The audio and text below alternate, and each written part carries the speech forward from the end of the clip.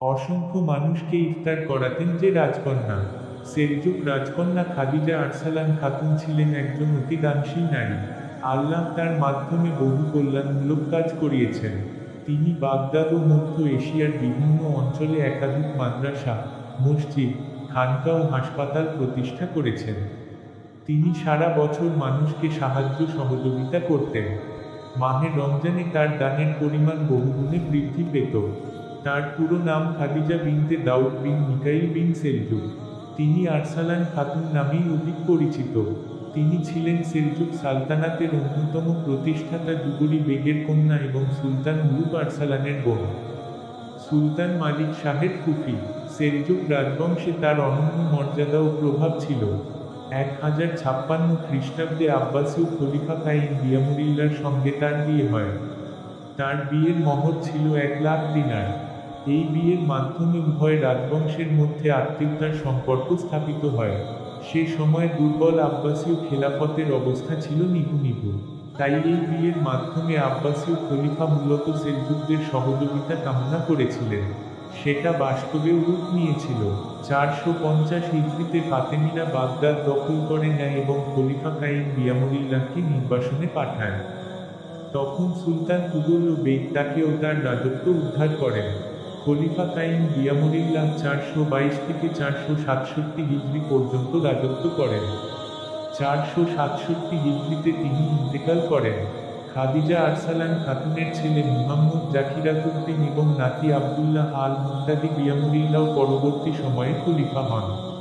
অবশ্য প্রথম স্বামীর মৃত্যুর পর তিনি দ্বিতীয় স্বামী গ্রহণ করেছিলেন। খালিফা কাইম বিয়ামুরিল্লাহ ছিলেন একজন দিনদার গুণী শাসক।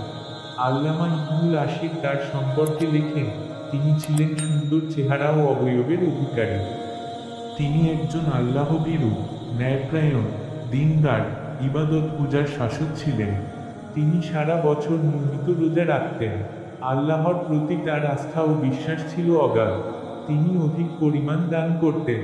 তিনি শিল্প সংস্কৃতির পৃষ্ঠপোষক ছিলেন। সুন্দর হস্তলিপির অধিকারী ছিলেন। তার কাছে চেয়ে কেউ খালি হাতে ফিরে যায়নি। 451 হিজরিতে ক্ষমতা ফিরে পাওয়ার পর তিনি কখনো রাতে ঘুমাননি। সারা রাত তিনি নামাজ ও সিজদায় কাটাতেন। ঐতিহাসিকরা লেখেন, খাদিজা আরসালান খাতুন স্বামীর এসব গুণ নিজের ভেতর ধারণ করেছিলেন। স্বামীর উৎসাহ ও সহযোগিতা তার জনকল্যাণমূলক কাজের পরিধি বিস্তৃত হয়েছিল। খাদিজা আরসালান খাতুন বহু জনকল্যাণমূলক কাজ করেছিলেন। মসজিদ, মাদ্রাসা, খানকা ও হাসপাতালের বাইরে তিনি রাজ্যের বিভিন্ন এলাকায় অসংখ্য কূপ খনন করে মানুষের পানির কষ্ট দূর করেন। আধুনিক ইরানের ইয়াজদো অঞ্চলের দ্বারায় এখনও তার প্রতিষ্ঠিত একটি মসজিদ ও মিনার টিকে আছে। তার একটি জনকল্যাণমূলক কাজ ছিল মানুষকে নিয়মিত খাবার খাওয়ানো। তিনি প্রতিদিন নিয়ম করে আলেম ওলামা ও জ্ঞানীদের আমন্ত্রণ করে খাওয়াতেন। পাশাপাশি দরিদ্র অসহায় মানুষের ভেতরও খাবার পরিবেশন করতেন। বিশেষত রমজানে খাদিজা আরসালানের দানশীলতা বহুগুণে বৃদ্ধি পেত। তিনি রমজান মাসে প্রতিদিন অসংখ্য মানুষকে ইফতার করাতেন। আলেমদের সম্মানে বিশেষ মেহমানদারির আয়োজন করতেন। অসহায় ও দুস্থ মানুষকে 2 হাতে দান করতেন। ঈদুল ফিতরের দিন তিনি শহরের রাস্তায় রাস্তায় ঘুরে মানুষকে নগদ অর্থ, খাবার ও পোশাক বিতরণ করতেন।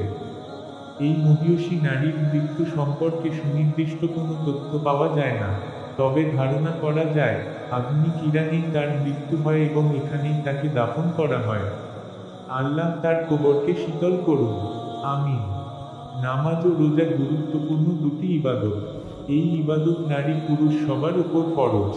তবে শারীরিক গঠন ও নারীত্বসুলভ স্বাভাবিক পার্থক্যের কারণে নারীদের জন্য কিছু ক্ষেত্রে নামাজ ও রোজা পালন নিষিদ্ধ করা হয়েছে। কিছু ক্ষেত্রে শিথিলতা ও সহজীকরণ করে দেওয়া হয়েছে। এটি তাদের জন্য আল্লাহর পক্ষ থেকে করুণা ও রহমত। নামাজ ও রোজা নিষিদ্ধ।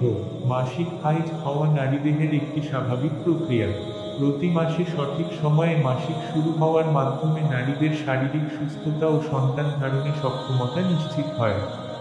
একজন নারীর মাসিকের সর্বনিম্ন সময় 3 দিন আর সর্বোচ্চ সময় 10 দিন। 3 দিন থেকে 10 দিন পর্যন্ত যে কোনো মেয়াদে মাসিক চলাকালে নামাজ ও রোজার বিধান স্থগিত রাখা হয়েছে।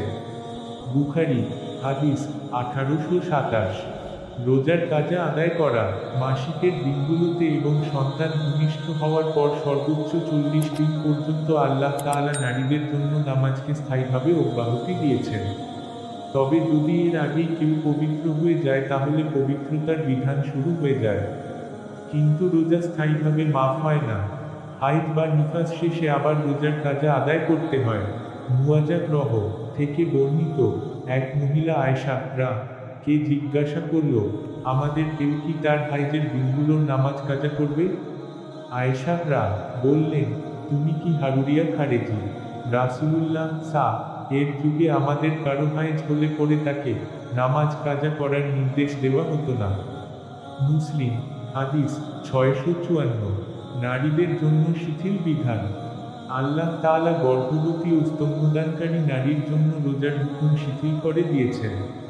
দুগ্ধদানকারী নারী রোজা রাখলে যদি সন্তান দুধ না পায় আর ওই সন্তান অন্য কোনো খাবারে অভ্যস্ত না হয়, তাহলে সন্তানের মৃত্যু বা মারাত্মক স্বাস্থ্যহানির আশঙ্কা দেখা দিলে তিনি রোজা ভাঙতে পারবেন এবং পরে কাজা আদায় করবেন।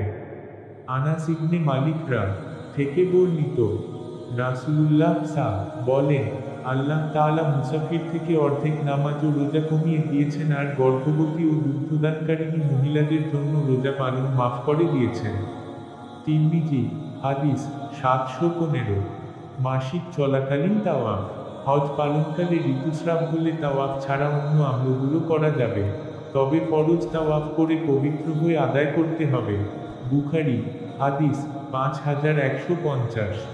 ইস্তেহাজা অবস্থায় নামাজ ও রোজা স্ত্রীলোকের বিশেষ অঙ্গ থেকে হাইজের সর্বনিম্ন সময় 3 দিন থেকে কম অথবা অভ্যাসের অতিরিক্ত 10 দিনের চেয়ে বেশি যে রক্তস্রাব হয় শরীয়তের বিধানে, সেটা হলো ইস্তেহাজা। ইস্তেহাজার কারণে নামাজ ও রোজা মাফ হয় না, অতএব ইস্তেহাজার কারণে নামাজ ও রোজা কাজা করতে পারবে না। প্রত্যেক ওয়াক্তে নতুন করে ওযু করে নামাজ আদায় করতে হবে। আয়েশা বলেন, ফাতিমা বিনতে আবু হুবাইশ রাসূলুল্লাহ এর কাছে এসে বলল, হে আল্লাহর রাসূল, আমার ইস্তেহাজা হয়েছে, সব সময়ই রক্ত ঝরে, কখনো আমি পবিত্র হই না। আমি কি নামাজ ছেড়ে দেব? তিনি বললেন, না, ওটা শিরার ধমনী রক্ত, হাইজ নয়। যখন হাইজ আসবে তখন নামাজ ছেড়ে দেবে, আর যখন তা চলে যাবে তখন তোমার শরীর থেকে রক্ত ধুয়ে ফেলবে এবং নামাজ আদায় করবে। মুসলিম হাদিস 646।